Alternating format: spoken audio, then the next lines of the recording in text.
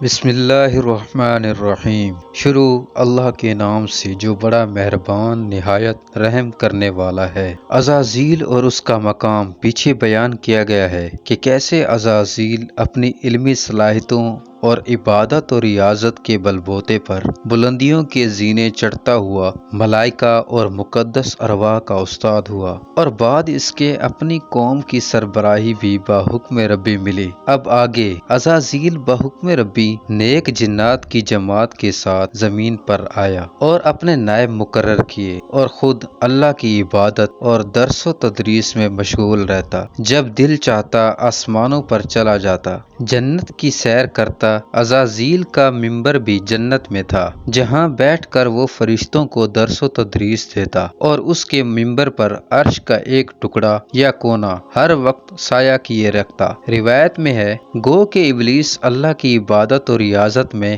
ہر وقت مشغول رہتا اور حکم ربی بجا لانے میں کبھی کوئی کوتاہی یا دیر نہ کرتا، لیکن مادہ نار ہونے کی وجہ سے اپنی قوم کی طرح اس میں بھی غیظ و غضب اور سرکشی کا عنصر پایا جاتا تھا۔ اس پر متضاد اس میں اپنے والدین کی صفات خود سری، بے خوفی، چالاکی اور مکاری بھی پائی جاتی تھی۔ اس سب کے سبب کبھی کبھی وہ اپنے مقام و مرتبے اور قدر و منزلت پر مغرور بھی ہو جایا کرتا تھا۔ کبھی یہ سوچنے لگتا کہ اب اگر اللہ کائنات کا نظام اس کے ہاتھ میں تھما دے تو وہ بآسانی سب سنبھال لے گا، یا شاید اسے لگنے لگا کہ اللہ کا نظام اس کی مدد و معاونت سے چل رہا ہے۔ اسے اپنے علم و عمل اور قوت و بہادری پر غرور ہوتا، لیکن پھر اسے احساس ہوتا کہ جو اللہ اسے سب دے سکتا ہے وہ چھین بھی سکتا، اور وہ دل کے خیالات کو دبا لیتا۔ لیکن ایک تکبر اس میں آنے لگا۔ اب عبادت و ریاضت اور علم و مرتبے کا جو آگے چل کر اس کی بربادی کا سبب بنا،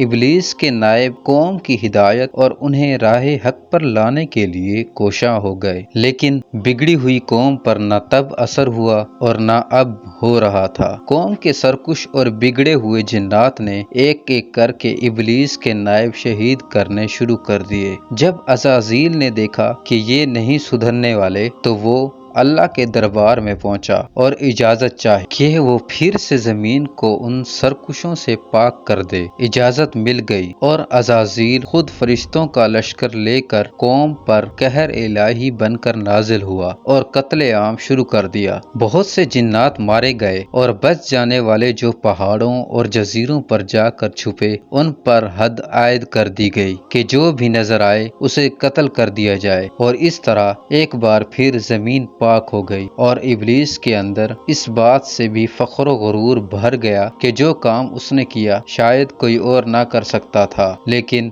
وہ بھول گیا کہ اللہ سرکشوں کو پہلے بھی عبرتناک سزائیں دے چکا ہے۔ جب زمین سرکش جنات سے پاک ہو گئی تو اللہ نے زمین کو حکم بھیجا کہ ہم تجھ سے ایک مخلوق پیدا کریں گے، اور وہ ہمارے نائب اور خلیفہ ہوں گے۔ بعض نافرمان ہوں گے اور بعض ہمارے فرما بردار ہوں گے، اور ان کی تخلیق تجھ سے ہوگی، تجھ پر رہیں گے، اور وقت مقررہ پر تجھی میں جائیں گے، اور دن مقررہ کو دوبارہ اٹھائے جائیں گے، اور اپنے اعمال پر جزا و سزا کے مرتکب ہوں گے، اور نیکوکار اور فرما بردار جنت میں اور سرکش و نافرمان دوزخ میں داخل ہوں گے۔ ایک دن عزازیل نے دیکھا کہ فرشتے لوح محفوظ کے نیچے کھڑے رو رہے ہیں۔ عزازیل نے پوچھا تو انہوں نے لوح محفوظ کی طرف اشارہ کیا جہاں فصیح عربی میں لکھا تھا، ہمارا ایک مقرب کہ عبادت رب کی اتنی کرے گا کہ کوئی ٹکڑا زمین و آسمان میں نہ ہوگا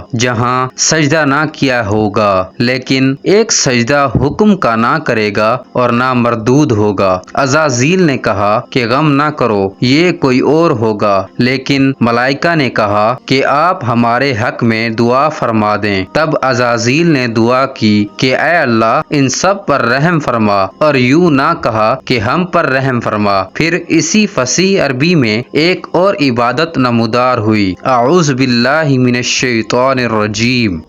عزازیل دربار ربی میں حاضر ہوا اور پوچھا کہ یا اللہ، یہ کون شیطان مردود ہے جس سے پناہ مانگنے کی تلقین کی جا رہی ہے؟ آپ مجھے بتائیں اور حکم دیں، میں اس کی گردن کاٹ دوں۔ ارشاد ہوا، جلدی نہ کر، بے شک تو بہت جلد دیکھ لے گا اسے۔